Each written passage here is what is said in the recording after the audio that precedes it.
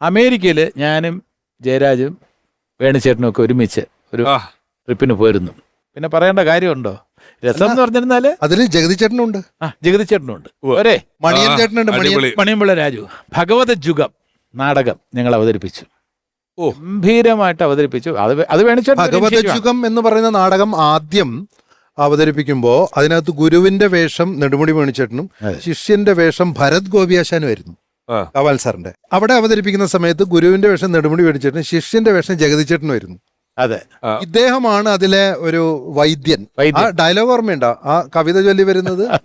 അല്ല, ഞാൻ ചോദിക്കുന്നത് US അപ്പൊ നിങ്ങൾ പരിപാടിക്ക് പോകുന്നത് ഈ ഒരു സംസ്കൃതം തനത് എന്ന് പറയുന്ന ഒരു നാടകത്തിന് ആദ്യമേ തന്നെ ഞാനാണ് സൂത്രധാരൻ. ഞാൻ വന്ന് കഥ പറയും, ഇതാണ് നടക്കാൻ പോകുന്നതെന്ന് പറയും. പക്ഷേ നിങ്ങൾ പറഞ്ഞാൽ വിശ്വസിക്കില്ല, അവിടെ ഈ നാടകം വളരെ ഗംഭീരമായിട്ട് ആസ്വദിക്കുകയും 10-15 വേദികളിൽ ആസ്വദിക്കുക മാത്രമല്ല, ഈ നാടകം വീണ്ടും ഒരു ദിവസം അവതരിപ്പിച്ച് തരാമോ എന്ന് വരെ ചോദിച്ചിട്ടുണ്ട്. അല്ല, ഈ നാടകം ആദ്യം നമ്മൾ അവതരിപ്പിക്കും. അത് ഇഷ്ടപ്പെടുന്ന ഒരുപാട് പേരുണ്ട്. പക്ഷേ അതുകൊണ്ട് മാത്രം തൃപ്തരാകാത്ത ഒരു വിഭാഗമുണ്ട്. അവർക്ക് വേണ്ടി നമ്മുടെ സാധാ സ്കിറ്റ്, നമ്മുടെ പരിപാടിയും അത് അല്പ ഗൗരവത്തോടുകൂടി കാണണം. ഭഗവതജുഗം അത് ആസ്വദിച്ച് അതിനകത്ത് മേളങ്ങളെല്ലാം ഉണ്ട്. താളത്തില് ഇപ്പോൾ ഗംഭീരമായിട്ട് വേണുചേട്ടൻ നമ്മൾക്കൊക്കെ വേണ്ട ഇൻസ്ട്രക്ഷൻ തന്ന് സംവിധാനം നടത്തിയത് വേണുചേട്ടനാണ്. ആ നാടകം എന്താണെന്ന് വെച്ചാൽ കൂട്ടം അതിങ്ങനെ വരണം, ഇങ്ങനെ വരണം, കുറച്ച് താളത്തിലൊക്കെ ഇളകി ഇങ്ങനെ ഈ ശരീരം എങ്ങനെയാണ് സ്റ്റേജിൽ പ്രയോജനപ്പെടുത്തേണ്ടതെന്നുള്ളത് ഒക്കെ വേണുചേട്ടൻ പറഞ്ഞു തരും. ഓരോ കാര്യം വൈദ്യരായിട്ട് വരുമ്പോൾ വൈദ്യര് ഒരു താളത്തിലാണ് വരേണ്ടത്. അത് വേണുചേട്ടൻ കാണിച്ചു തരുമ്പോൾ തന്നെ ഒരു സുഖമാണ്. ഒരു കഥകളി അത്രത്തോളം ഇഷ്ടപ്പെട്ടിരുന്ന ആളാണ്. അത് US എനിക്ക് ഒരു കണക്ഷൻ കിട്ടാത്ത ഒരുപായിട്ട് നിങ്ങൾ അത് ചെയ്തു എന്ന് പറയുന്നത് അത് ഗംഭീര വിജയമായിരുന്നു. അത് കഴിഞ്ഞാൽ ഈ നാടകം കഴിഞ്ഞാൽ എന്ത് ചെയ്യാൻ വെച്ചാൽ സൂത്രധാരൻ വന്നിട്ട് നമ്മൾ വേറൊരു വിഷയത്തിലേക്ക് കൊണ്ടുപോകണം. വേണുചേട്ടന്റെ നേതൃത്വത്തിലുള്ള നാടൻ പാട്ടുകൾ, അതായത് ഗണപതി അങ്ങനെ തുടങ്ങിയിട്ടുള്ള അതെല്ലാം ഭയങ്കര വലിയ സക്സസ് ആയിരുന്നു. കറുകര കാർമുകിൽ കുംഭനാന പുറത്തേറി എഴുന്നള്ളും മൂർത്തേ, കറുകര കാർമുകിൽ കുംഭനാന പുറത്തേറി എഴുന്നള്ളും മൂർത്തേ, ജിഗി ജിഗി തക്കം ദൈ ദൈ, ജിഗി ജിഗി തക്കം ദൈ ദൈ, ജിഗി ജിഗി തക്കം ദൈ, ജിഗി ജിഗി തക്കം ദൈ, ജിഗി ജിഗി തക്കം ദൈ.